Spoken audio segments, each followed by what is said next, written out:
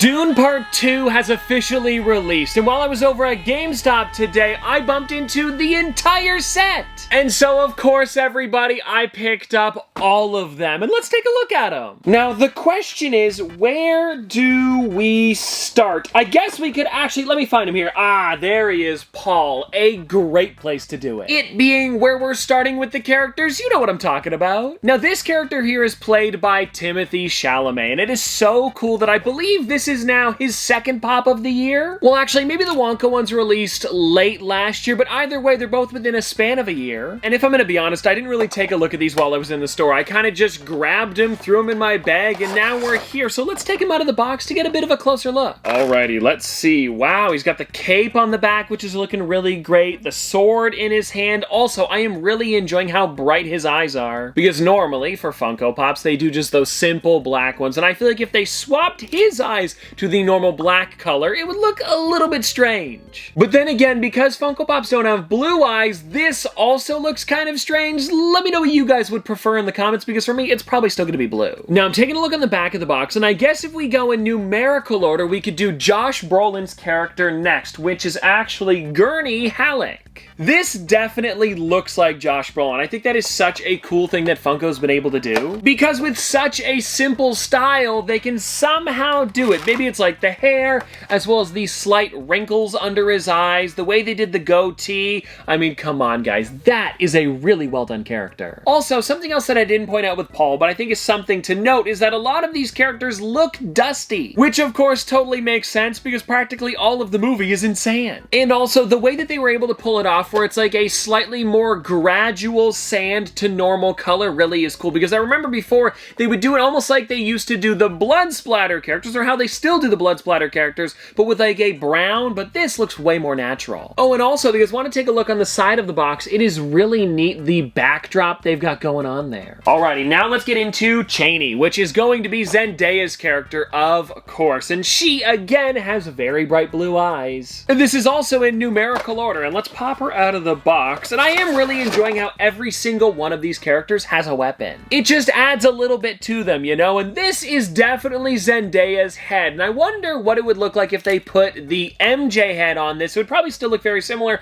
but the hairstyle would of course be different. Oh, and speaking of her hair, I really do like how it looks like she's blowing in the wind. You can see it's all going to the left side there, especially the bit coming down on the front. It is really neat how Funko's able to capture that in a solid figure. So yeah, definitely a neat one. And oh, I probably should mention this. Actually, this is maybe a, whatever. Either way, I wanted to talk about it because I tried to get the Dune popcorn bucket. I went to the movie theater and they had sold out the day the movie released. Or actually, it might have even been the Thursday, you know, the night before it's officially out. I don't know. I tried for it because I wanted to show it off today, but no luck for me. But now, let me take a look at the back here. We have Stilgar next, who also has super bright blue eyes. The hair in the wind, like it really is perfect. Like they just could have taken him directly out of the movie and slightly modified him to make him look like a pop, of course, but you know what I'm saying. And now I know what a lot of you guys are probably thinking at home. Tristan, I thought you didn't like people pops, but you know what? When it comes to this line here, there was just so much going on with every single one of the characters. Funko did an amazing job on them. And actually, you know what? As of recently, I feel like the people pops have gotten a lot better because they put so much more into them. Like while I was at GameStop, I bumped into the Galaxy Quest ones, which I was kind of debating on getting because I've seen the movie before. I skipped them for today because I was getting so many of the Dune ones, but I mean, those characters look completely different. If you took them out of the box, you would probably still know that they are Galaxy Quest pops. But anyways, let's get on to the next one here, which is going to be, Austin Butler's character. And I'm saying that because I don't know if I can name him. Okay, let me try here. Fade Rautha Harkonnen.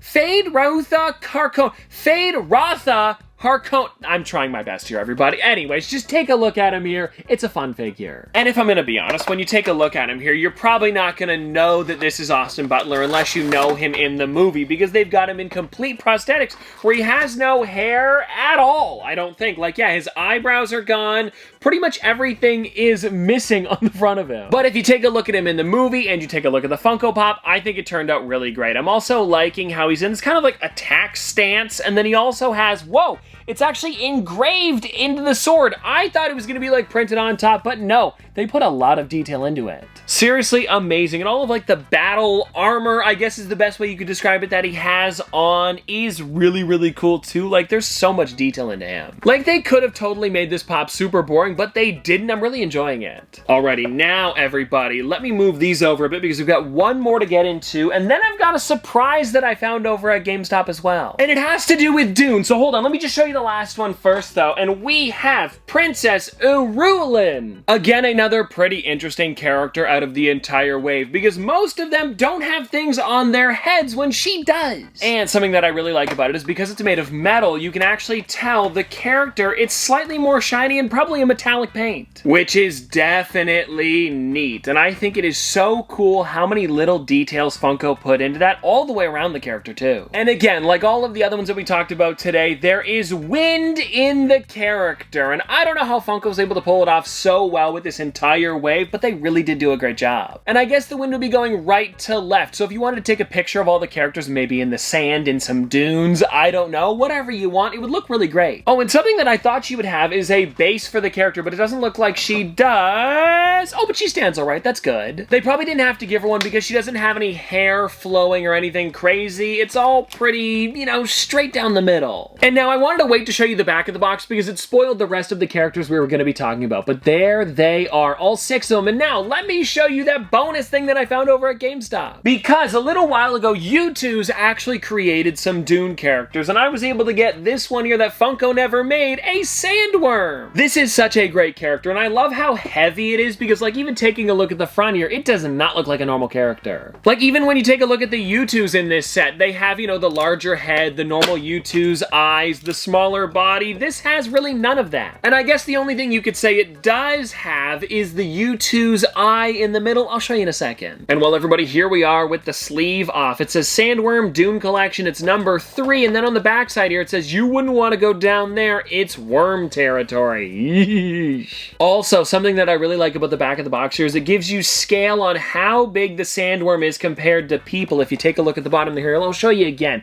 If you look down there, there's 2 people, and there is the giant sandworm. And now I know U2's normally puts quotes on the inside of their box. Aha! Shai Hulud. I apologize on this one. But anyways, guys, it's on the inside there. And anyways, let's actually take the sandworm out of the box and we'll see it a bit closer up. Because this thing, like I mentioned, is heavy. Probably completely solid, too.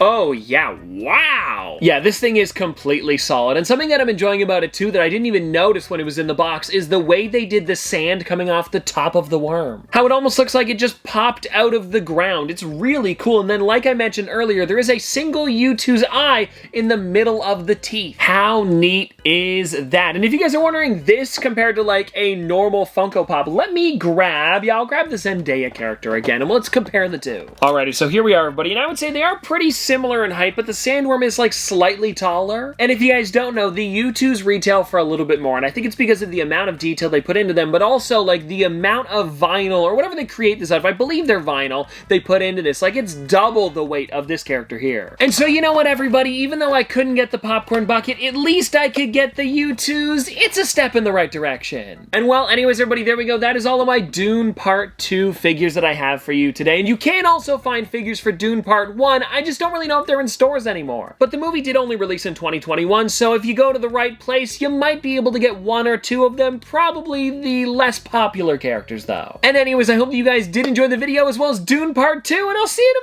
tomorrow!